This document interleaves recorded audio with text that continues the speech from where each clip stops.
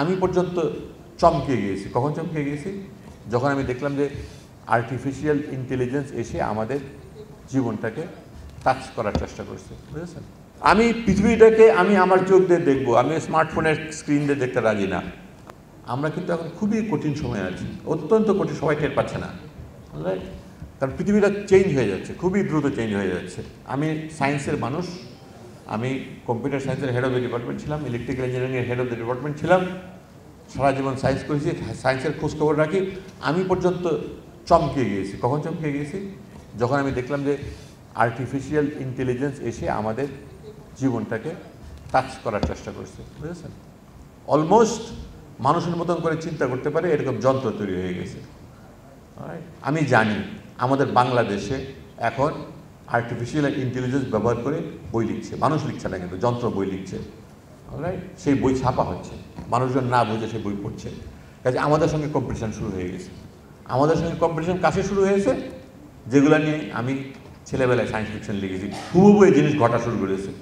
ওকে, এই যে অত্যন্ত একটা কঠিন সময়, এই সময়ে আমি যদি প্রিপেয়ার্ড না থাকি, আজ থেকে 5 বছর পরে আমি টোটালি ইউজলেস হয়ে যাব। আমি একটা মানুষকে ফেলে দেবো, তোমাকে আমি নেব না, তোমার আমার কোনো প্রয়োজন নাই।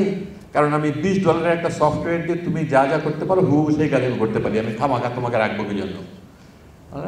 সেই জন্য এখন মানুষ হওয়াটা খুবই প্রয়োজন হয়ে গেছে, আমাকে মানুষ হতে হবে। বিকাশে কম খরচে ক্যাশ আউটের লিমিট বেড়ে 50,000, প্রিয় এজেন্টও 2টা।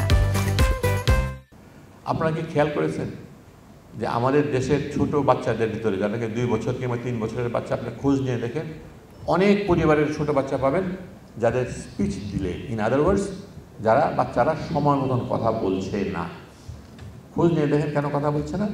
কারণ ছোট বাচ্চাকে মানুষ করা কিন্তু অনেক, আমার নিজের 2টা ছোট বাচ্চা ছিল, 2টা নাতি নাতনিকে দেখছি আমি, ছোট বাচ্চাদের মধ্যে ডিমান্ডিং জিনিস পৃথিবীতে কিছু নাই, তাদেরকে সময় দিতে হয়, এবং তাদেরকে সময় না দিয়ে সময় কাটানো সম্ভব যদি তাদেরকে কী দেন, তাদের হাতে একটা স্মার্টফোন ধরিয়ে দেন।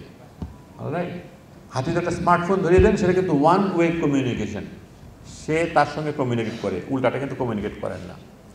আপনি খোঁজ নিয়ে দেখেন, আপনার পরিবারের আশেপাশে যান, দেখবেন ছোট ছোট বাচ্চারা স্পিচ ডিলে নিয়ে বড় হচ্ছে, কথা বলছে না, এবং মাঝে মাঝে খুবই ভয়ঙ্কর ব্যাপার ঘটছে, ডাক্তাররা বলছে যে তোমার বাচ্চা অটিস্টিক। একটা ফ্যামিলিতে যদি একটা অটিস্টিক বাচ্চা হয়ে যায়, তাদের যে জীবনটা কি হয় আপনারা চিন্তা করতে পারবেন না, বুঝেছেন? কী জন্য? জাস্ট বিকজ এই স্মার্টফোনটা এসে আমাদেরকে স্পর্শ করা শুরু করেছে। কাজে এখানে যারা শিক্ষক আছেন, আপনারা প্লিজ আপনাদের স্টুডেন্টদেরকে বলবেন যে প্লিজ তোমরা ওখান থেকে বেরিয়ে আসো। আমি তো রাস্তাঘাটে যাই, আমি আমার ফোনটা আগে দেখাইনি সবাইকে, তাহলে আপনারা বিশ্বাস করতে পারবেন। এই যে এটা হচ্ছে আমার টেলিফোন, ঠিক আছে? অলরাইট, আমি কিন্তু আমি কিন্তু বিজ্ঞানের মানুষ, কিন্তু আমি কিন্তু বলবেন না যে আমি জানি না, আমি সায়েন্স জানি না, টেকনোলজি জানি না। আমি দেখলাম যে আমিরুল ইসলামের হাতে এরকম একটা ফোন আছে, দেখে আমি খুবই উত্তেজিত হলাম, যাক আরেকজন পাওয়া গিয়েছে, বুঝেছে? অলরাইট, আমি পৃথিবীটাকে আমি আমার চোখ দিয়ে দেখবো, আমি স্মার্টফোনের স্ক্রিন দিয়ে দেখতে রাজি না।